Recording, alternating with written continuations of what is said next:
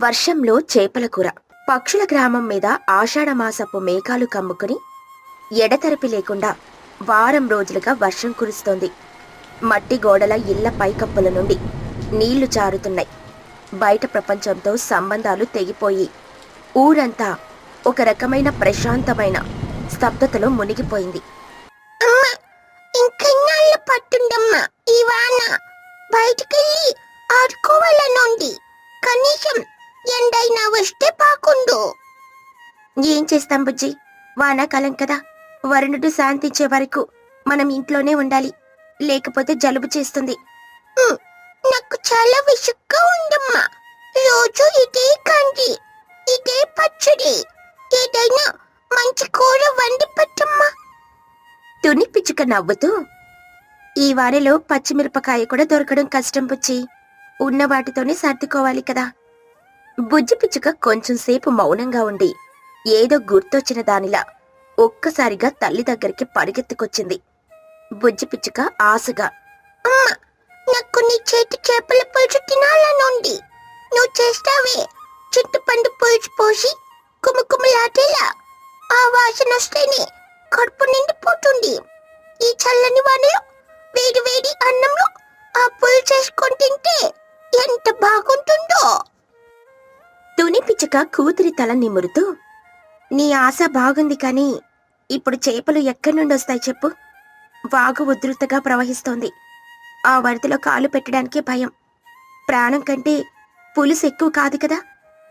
తల్లి మాటలకు బుజ్జి పిచ్చుక ముఖం వాడిపోయింది. ఆశ నిరాశగా మారింది.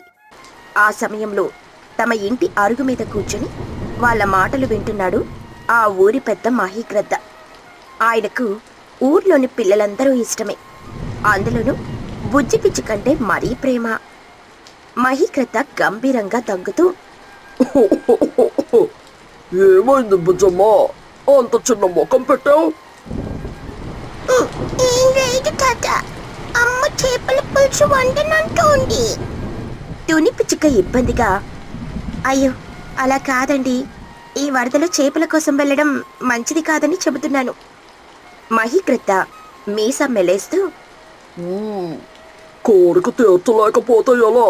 ఈ మహీగ్రద్ద ఉండగా ఊర్లో పిల్లలు నిరాశ పడకూడదు. నువ్వు లోపలికెళ్ళి పులుసుకు కావాల్సిన మసాలాలు దాల్చడం మొదలు పెట్టుతుని నేను అరగడియలో చేపలతో వస్తాను. తుని పిచ్చుక భయంగా, వద్దండి, చాలా ప్రమాదం, వాగు ఉధృతంగా ఉంది. మహీగ్రద్ద నవ్వుతూ, ఈ వాగు ఉధృతిని మించిన బలం నా రెక్కల్లో ఉందిలే, నువ్వు పని మొదలు పెట్టు. మహీగ్రద్ద మాటకు ఎదురు చెప్పలేక తుని పిచ్చుక లోపలికి వెళ్ళింది. మహీగ్రద్ద తన పెద్ద గాలాన్ని భుజాన వేసుకుని కుండపోత వర్షంలో వాగువైపు బయలుదేరాడు. ఆ దృశ్యాన్ని చిచ్చుకాకి తన ఇంటి గూట్లో నుండి చూసింది. ఏ ముసలాయనకు ఈ వయసులో ఏ సాహసాలు అవసరమా? ఏదో చేపలు పట్టుకొస్తాడట. ఒకవేళ నిజంగానే తెస్తే ఆ తుని పిచ్చుక ఇల్లంతా పులుసు వాసనతో నింపేస్తుంది. దానికంటే మంచి పులుసు నేను చేసి చూపించాలి. మహీగ్రద్ద వెళ్లిన కాసేపటికి తుని పిచ్చుక తన పాత రాతి రోలును బయటికి తీసింది. ఎండు మిరపకాయలు, ధనియాలు, కొంచెం జీలకర్ర, 2 మెంతులు వేసి దంచటం మొదలుపెట్టింది. ఆ కమ్మటి వాసన ఇల్లంతా నిండుతోంది. బుచ్చి, మన ఇంట్లో చింతపండు అయిపోయినట్టుంది. ఒక చిన్న గిన్నె తీసుకుని చోటు అత్త దుకాణానికి వెళ్లి కొంచెం చింతపండు, బెల్లం ముక్క తీసుకురమ్మా. ఇప్పుడే వెళ్ళి వస్తానమ్మా. బుజ్జి పిచ్చుక ఒక తాటాకు గొడుగును తల మీద పెట్టుకుని గిన్నె పట్టుకొని చోటు చిలుక అంగడికి బయలుదేరింది. సరిగ్గా అరగడియ గడిచింది. మహీగ్రద్ద మాట నిలబెట్టుకున్నాడు. తన గాలానికి చిక్కిన పెద్ద కొరమీన చేపను గర్వంగా పట్టుకొచ్చాడు. అది చూసిన ఊరి పక్షులన్నీ ఆశ్చర్యపోయాయి. మహీగ్రద్ద నవ్వుతూ, చూసోతునే చెప్పానా లేదా? మహీగ్రద్ద ఆ చేపను శుభ్రం చేసి ముక్కలుగా కోసి ఊర్లోని 4 ఇళ్లకు పంచాడు.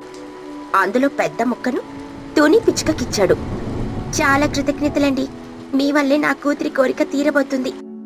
తుని పిచ్చుక ఆ చేప ముక్కలను పసుపు, ఉప్పు రాసి పక్కన పెట్టింది.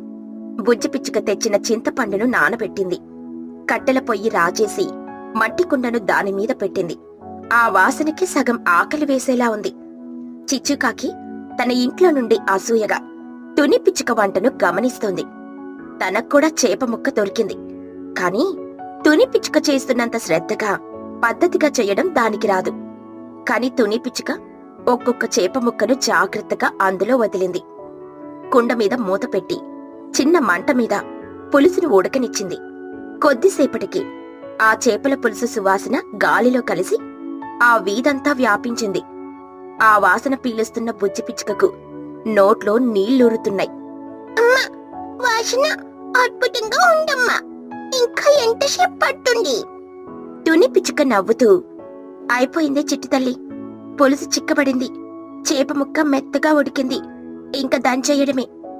తుని పిచ్చుక పులుసు దించి పక్కన పెట్టి వేడివేడి అన్నం వండింది. ఒక పెద్ద అరిటాకును కడిగి దానిమీద అన్నం వడ్డించి మధ్యలో ఒక గుంత చేసి అందులో గుమగుమలాడే చేపల పులుసును వడ్డించింది. బుజ్జి పిచ్చుక ఆబగా తినడం మొదలుపెట్టింది. అబ్బా, అమ్మా, ప్రపంచంలో ఇంటికంటే రుచికరమైనది ఏది ఉండదమ్మా. తుని పిచ్చుక ఆప్యాయంగా చూస్తూ, నీకు నచ్చిందే నాకు ఆనందం బుచ్చి. తన కూతురు ఆనందాన్ని చూసి తుని పిచ్చుక మనసు నిండిపోయింది. కాని ఆమెకు తన పొడిగింటి చిచ్చుకాకి గుర్తొచ్చింది. ఒక చిన్న మట్టి గిన్నెలో కొంచెం పులుసు అన్నం పెట్టింది. బుజ్జి, ఇది తీసుకుని చిచ్చు అత్తకిచ్చిరా. వానలో వాళ్ళు కూడా ఏమీ వండుకొనుండరు. పంచుకుంటేనే ఏ రుచైనా పెరుగుతుంది. బుజ్జి పిచ్చుక ఆ గిన్నెను తీసుకుని చిచ్చుకాకి ఇంటికి. తుని పిచ్చుక చూపిన ప్రేమకు దాని మనసు కరిగిపోయింది. ఆ పులుసు రుచి చూసి తుని పిచ్చుక వంటను, దాని మంచి మనసును మెచ్చుకోకుండా ఉండలేకపోయింది. ఆ రోజు కుండపోత వర్షం కింద పక్షుల గ్రామంలోని ప్రతి ఇల్లు చేపల పులుసు వాసనతో నిండిపోయింది. కడుపు నిండిన సంతోషం కన్నా పంచుకోవడంలో ఉన్న ఆనందం గొప్పదని ఆ ఊరి పక్షులు మరోసారి తెలుసుకున్నాయి. ఇక మరుసటి రోజు ఉదయం ఆకాశం నిర్మలంగా మారింది. వారం రోజుల తర్వాత సూర్యుడు తన బంగారు కిరణాలను పక్షుల గ్రామంపై ప్రసరింపచేశాడు. పక్షులన్నీ తమ ఇళ్లలో నుండి బయటకొచ్చి వంటికి ఎండ తగిలించుకుంటూ ఆనందంగా కిలకిలమన్నాయి. కాని ఆ ఆనందం ఎక్కువసేపు నిలవలేదు. అయ్యో, నా బతుకు బజారున పడింది. నా ధాన్యం బస్తాలన్నీ తడిసి ముద్దయ్యాయి. పైకప్పు నుండి జారిన నీటికి కొన్ని బస్తాలు మొలకెత్తాయి కూడా. నేనింక వ్యాపారం ఎలా చేసేది? ఆ ఏడుపు విని పక్షులన్నీ అక్కడికి గుమ్ముకూడాయి. ఎడతెరిపి లేని వానకు ఇళ్లలోని చాలా మంది సరుకులు, ముఖ్యంగా ధాన్యం, తేమకు పాడైపోయాయి. చోటు చిలుక అంగడిలో పరిస్థితి మరీ దారుణంగా ఉంది. నిన్నటి చేపల పులుసు సంతోషం మాయమైపోయి ఊరంతా ఆందోళన నెలకొంది. చిచ్చుకాకి రాత్రి తిన్న పులుసు రుచి ఇంకా గుర్తుంది. తుని పిచ్చుక చూపిన ప్రేమ తనలో ఏదో మార్పును తెచ్చింది. చోటు చిలుక బాధను చూసి తన మనసులో జాలి కలిగింది. అది వెంటనే తుని పిచ్చుక ఇంటి వైపు నడిచింది. తుని, చూసావా చోటు ఎంతలా ఏడుస్తుందో? ఊర్లో చాలా మంది ఇళ్లలో తినడానికి గింజలు కూడా లేవంట. తుని పిచ్చుక గంభీరంగా, అవును చిచ్చు, విన్నాను.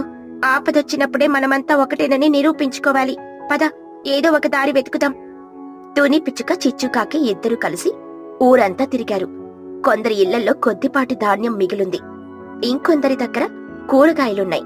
కాని అవన్నీ ఊరందరి ఆకలి తీర్చడానికి సరిపోవు.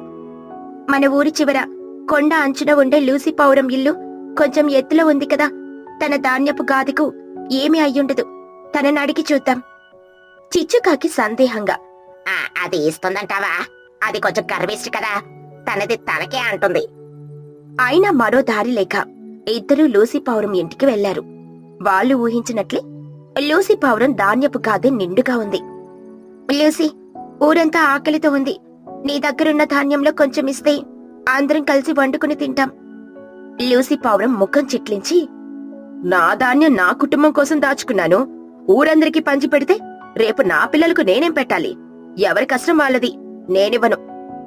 లూసి పౌరం మాటలకు తుని, చిచ్చు ఇద్దరూ నిరాశగా వెనుతిరిగారు. ఈ విషయం మహీగ్రద్దకు తెలిసింది. ఆయన తన పెద్ద కర్రను పట్టుకుని నేరుగా లూసి పౌరం ఇంటికి వెళ్లాడు. మహీగ్రద్ద గంభీరంగా, లూసి, ఒక్క పుల్లను విరవడం తేలిక. అదే 10 పుల్లను కలిపి కట్టు కడితే విరవడం ఎవరి తరమూ కాదు. ఇప్పుడు ఊరంతా ఒక కట్టలా ఉండాలి. నువ్వు ఒక్కదానివే వీడిగా ఉంటే రేపు నీకు ఆపదొస్తే ఎవరు ఆదుకుంటారు? 10 మందికి పెట్టింది పరమాత్మకు పెట్టినట్టే. నీ ధాన్యం ఊరికివ్వు, ఊరి దీవెనలు నువ్వు తీసుకో. మహీగ్రద్ద మాటలు లూసీ పావురం మనసును తాకాయి. తన తప్పును తెలుసుకుంది. లూసీ పావురం తలదించుకుని, క్షమించండి, నా స్వార్థాన్ని నేను తెలుసుకున్నాను. నా గాదిలోని ధాన్యం మొత్తం ఊరి ప్రజలది. లూసీ పావురం ధాన్యం ఇవ్వడానికి ఒప్పుకోగానే ఊరంతా మళ్లీ ఉత్సాహం వచ్చింది. తుని పిచ్చుక నాయకత్వంలో ఊరి మధ్యలో ఉన్న పెద్ద రావి చెట్టు కింద పెద్ద పొయ్యిని ఏర్పాటు చేశారు. చోటు చిలుక తన అంగడిలో మిగిలిన ఉప్పు పప్పు తెచ్చింది. చిచ్చుకాకి తన పెరట్లోని కూరగాయలు కోసుకొచ్చింది. మహీగ్రద్ద తన వలతో వాగు నుండి మంచి నీళ్లు తెచ్చాడు. తుని పిచ్చుక ఒక పెద్ద గంగాళంలో అందరూ తెచ్చిన సరుకులతో సామూహిక భోజనం వండడం మొదలుపెట్టింది. నిన్నటి చేపల పులుసు వాసనను మించిపోయేలా ఆ ఉమ్మడి వంటకం సువాసన ఊరంతా వ్యాపించింది. ఈరోజు వంట వాసన ఇంకా బాగుంది.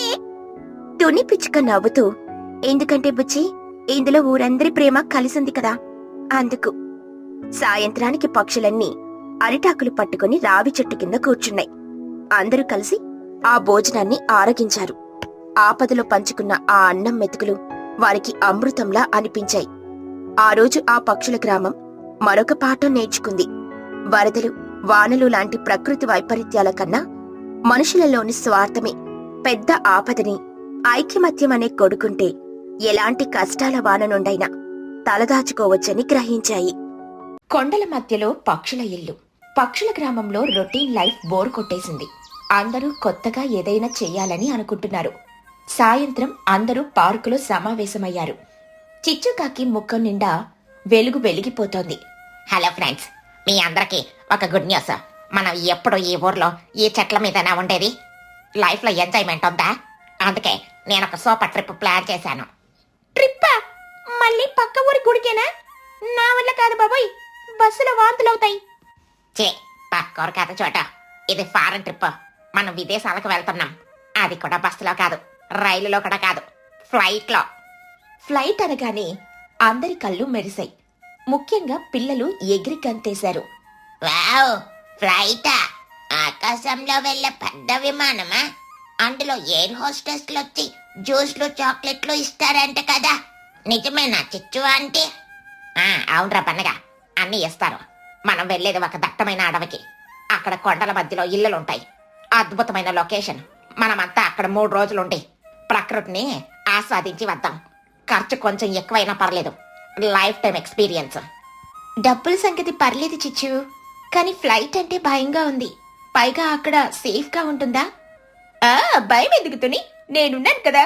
అయినా మన పక్షులం, గాలిలో ఎగరడం మనకు కొత్త, కానీ ఫ్లైట్లో కూర్చొని ఎగరడం వెరైటీగా ఉంటుంది. నేను రెడీ. నేను కూడా రెడీ. నా పాస్పోర్ట్ తుమ్ము దులుపుకోవాలి. అమ్మో, అక్కడ ఫోటోలు బాగా వస్తాయో? నా ఇన్స్టాగ్రామ్ కోసం మంచి లొకేషన్ కావాలి. అదిరిపోతాయిరా. సరే, అందరూ రెడీ అవ్వండి.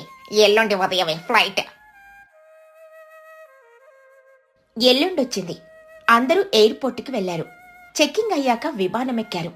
బన్ను చిలుక విండో సీట్ కోసం చిన్నుతో గొడవపడి మరీ కూర్చున్నాడు. బన్ను చిలుక సీట్ బెల్ట్ పెట్టుకుంటూ, అమ్మా, ఈ బెల్ట్ నా పొట్టకు టైట్ గా ఉంది, కొంచెం లోస్ చేయమన్నా. ఊరుకోరా, ఫ్లైట్ స్టార్ట్ అవుతుంది, గట్టిగా కూర్చో. విమానం గాల్లోకి లేచింది. మేఘాల మధ్య నుండి వెళ్తుంటే అందరూ ఆశ్చర్యంగా చూస్తున్నారు. ఇంతలో ఎయిర్ హోస్టెస్ ఫుడ్ ట్రాలీతో వచ్చింది. అంటే అంటే ఇక్కడ నాకు ఆ శాండ్విచ్, ఆ కేక్, ఆ జ్యూస్ అన్ని 2 ఇవ్వండి. ఒరే, ఇది నీ ఇల్లు కాదురా, మర్యాదగా ఒక్కటి తీసుకో. టికెట్ కొన్నాం కదా మమ్మీ, వసూలు చెయ్యాలిగా. బన్ను విమానంలో దొరికినవన్నీ తినేశాడు. చిచ్చుకాకి మాత్రం అందరికీ మనం వెళ్లే ప్లేస్ స్వర్గంలా ఉంటుంది అని ఊరిస్తూనే ఉంది. చివరికి విమానం ఒక అందమైన ద్వీప దేశంలో ల్యాండ్ అయింది. ఎయిర్పోర్ట్ నుండి బయటకొచ్చారు. అక్కడి నుండి ఒక వ్యాన్లో అడవి దగ్గరికెళ్లారు. ఎదురుగా ఒక పెద్ద పర్వతం కనిపిస్తోంది. దాని శిఖరం మేఘాల్లో కలిసిపోయింది. ఫ్రెండ్స్, మనం వండపోయే ఇల్లు ఆ కొండపైన ఉన్నాయి. చూడండి ఎంత బాగున్నాయో. అందరూ పైకి చూశారు. బాగున్నాయి చిచ్చు, మరి అక్కడికి వెళ్ళడానికి రోడ్ ఎక్కడుంది? ఆటోలు వెళ్తాయా?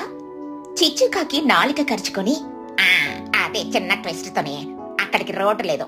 మనం ట్రెక్కింగ్ చేసుకుంటూ వెళ్ళాలి. అప్పుడే ఆ కిక్ ఉంటుంది. ఈ కొండెక్కితేనే ఆ ఇళ్ళకి చేరుకోగలం. బన్ను చిలుక షాక్ అయ్యి, ఏంటే కొండెక్కాలా? కాలి నడకన? చిచ్చు ఆంటీ, ఇది ట్రిప్ కాదు, పనిష్మెంట్. నేను రాను. ఆ ఫ్లైట్ లో ఇచ్చిన తిండంతా అరిగిపోతుంది. నేను రాను పో. చిచ్చు ముందే చెప్పాలి కదా, ఇంత ఎత్తు ఎక్కాలంటే మా వల్ల అవుతుందా? లూసీ మహి అంటే ఎగురుతారు, మేము నడవాలి కదా. పర్లేదులే చోటు, వ్యాయామం అవుతుంది. పదండి, నెమ్మదిగా వెళ్దాం. నా వల్ల కాదు, నన్నెవరైనా టోలీలో మోసుకెళ్ళండి. అందరూ అయిష్టంగానే కొండెక్కడం మొదలు పెట్టారు. దారిలో రాళ్ళు, రప్పలు, ముళ్ల పొదలు ఉన్నాయి. చిచ్చుకాకి అందర్నీ ఉత్సాహపరుస్తూ ముందు నడుస్తుంది. బన్ను చిలుక మాత్రం అడుగు తీసి అడుగు వేయడానికి నానా తంటాలు పడుతున్నాడు. అరగంట తర్వాత బన్ను చిలుక ఒక రాయి మీద కూలబడి, అమ్మా, నా కాళ్ళు ఇరిగిపోయాయి. డాక్టర్ ఎక్కడా? నాకు ఆక్సిజన్ కావాలి, బిర్యానీ కావాలి.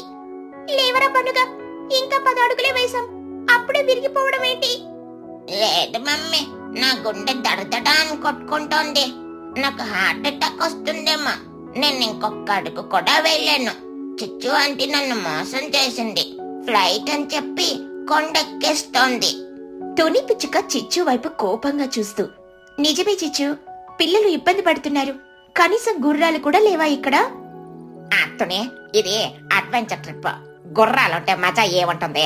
బన్న, పైకి వెళ్తే అక్కడ స్పెషల్ ఫ్రూట్స్ ఉంటాయి, తేనె కూడా ఉంటుంది. లేలే. తేనుంటుందా? అయితే ఒక 5 నిమిషాలు రెస్ట్ తీసుకొని వస్తా. కానీ నా బ్యాగ్ నువ్వు మొయ్యాలా ఆంటీ? ఏంటి నీ బ్యాగా? అందులో ఏమున్నాయి? బన్ను బ్యాగ్ ఎత్తబోయి, అమ్మా, ఇందులో రాళ్ళున్నాయా? ఎంత బరువుంది? రోళ్ళు కాదమ్మా, వాడి స్నాక్స్, లడ్డూలు, మిక్చర్ ప్యాకెట్లు. చిచ్చుకాకి తప్పక బన్ను బ్యాగ్ వేసుకుని నడవాల్సొచ్చింది. బన్ను మాత్రం మహారాజుల ఖాళీ చేతులతో, అమ్మో కాలు, అమ్మో నడుము అని నటిస్తూ నడుస్తున్నాడు. మధ్యాహ్నం 2 గంటలు. ఎండవేడికి అందరూ అలసిపోయారు. ఇంకా సగం దూరం కూడా రాలేదు. బన్ను ప్రతి 5 నిమిషాలకు ఒకసారి ఆగిపోతున్నాడు. లూసీ పావురం కూడా ఆయాసపడుతుంది. చిచ్చు, నీ ప్లాన్ తగలయ్యా. ఫ్లైట్ టికెట్లు వేస్ట్, మన ఎనర్జీ వేస్ట్. హాయిగా మన ఊరి చెరువు కట్ట మీద కూర్చున్నా బాగుండేది. ఇక్కడికొచ్చి చస్తున్నాం. నాకు దాహం వేస్తుంది. మంచినీళ్ళు అయిపోయాయి. చిచ్చు ఆంటీ, నువ్వు నన్ను చంపేశావు. నా ఆత్మ నిన్ను వదలదు. చూడు చిచ్చు, నా కొడుకు కనీసం దొరలలేకపోతున్నాడు. వాణ్ణి చూస్తుంటే జాలేస్తుంది. నీ వల్లే ఇదంతా. అసలు ఈ ట్రిప్ ఐడియా ఎవరిది? చిచ్చుకాకి చెమటలు తుడుచుకుంటూ బన్ను బ్యాగ్ పోయలేక, అయ్యా, అందరూ నన్నే తిడతారేంటి? పైకి వెళ్తే బాగుంటుంది అన్నాను కదా. సరే, బన్ను బ్యాగ్ నేను మోస్తున్నాను కదా, ఇంకేం కావాలి? ఆంటీ, అక్కడ చూడండి, ఒక సెలయేరుంది. కనీసం నీళ్లు తాగుతాం. అందరూ సెలయేరు దగ్గరికెళ్లి నీళ్లు తాగారు. చల్లటి నీళ్లు తాగగానే కొంచెం ప్రాణం లేచొచ్చింది. పదండి, ఇంకొంచెం ఉంది, సాయంత్రం లోపు చేరాలి. బన్నుని చాక్లెట్లతో మభ్యపెడుతూ, చిన్నుని ఫోటోలతో మభ్యపెడుతూ ఎట్టకేలకు అందరూ సాయంత్రం 5 గంటలకు కొండపైకి చేరారు.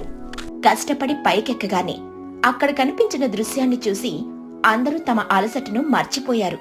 దట్టమైన పచ్చని చెట్ల మధ్య కొండ అంచున అందమైన చెక్క ఇళ్లున్నాయి. మేఘాలు ఆ ఇళ్లను తాకుతూ వెళ్తున్నాయి. చల్లని గాలి, పక్షుల కిలకల రావాలు. నిజంగానే అది స్వర్గంలా ఉంది. బన్ను చిలుక నోరెళ్లబెట్టి, వావ్, సూపర్! చిచ్చు ఆంటీ, నువ్వు తోపు. ఇక్కడ నిజంగానే మేఘాలు నా కాళ్ళ కింద ఉన్నాయి. ఆ ఇల్లు నాది, అందులో నేనే ఉంటా. అబ్బా, ఎంత ప్రశాంతంగా ఉందో. గాలిలో కాలుష్యం లేదు. మన కష్టానికి తగిన ఫలితం దక్కింది. సారీ చిచ్చు, నిన్ను దారిలో చాలా తిట్టాం, కానీ ప్లేస్ మాత్రం అదిరిపోయింది. చిచ్చుకాకి గొప్పగా ఫీల్ అవుతూ బన్ను బ్యాగ్ కింద పడేసి, చూసారా, నా టేస్ట్ అంటే మినిమం ఉంటుంది. ఇప్పుడు ఫ్రెష్ అయి రండి, ఇక్కడ ఫారెస్ట్ డిన్నర్ రెడీ చేద్దాం.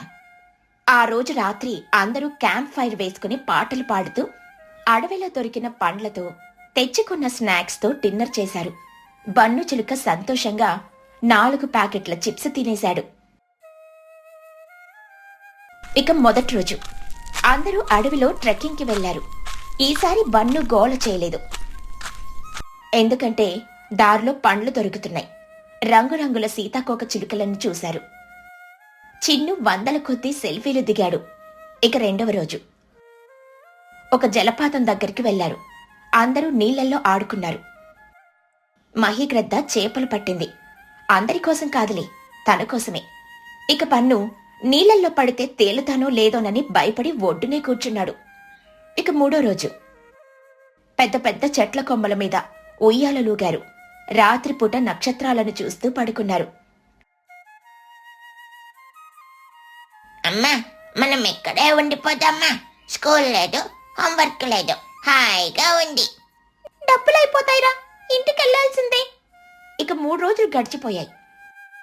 అందరూ చాలా రిఫ్రెష్ గా ఉన్నారు. కొండ దిగడం ఎక్కడం అంత కష్టం అనిపించలేదు. బన్ను ఈజీగా దిగేశాడు. ఎరా పండగ, వచ్చేటప్పుడు నన్ను తిట్టావు, ఇప్పుడేమంటావు? సారీ అంటే ప్లేస్ బాగుంది కానీ నెక్స్ట్ టైం లిఫ్ట్ ఉంటే చెప్పండి, అప్పుడే వస్తా. అందరూ నవ్వుకుంటూ ఎయిర్పోర్ట్కి వెళ్లారు. తిరుగు ప్రయాణంలో ఫ్లైట్ ఎక్కారు. ఈసారి అందరూ అలసిపోయి నిద్రపోయారు. బన్ను మాత్రం మళ్లీ ఎయిర్ హోస్టెస్ ని పిలిచి స్నాక్స్ ఎప్పుడిస్తారు అని అడుగుతూనే ఉన్నాడు. ఇక ఊరు చేరేసరికి అందరికీ ఒక మంచి జ్ఞాపకం మిగిలింది.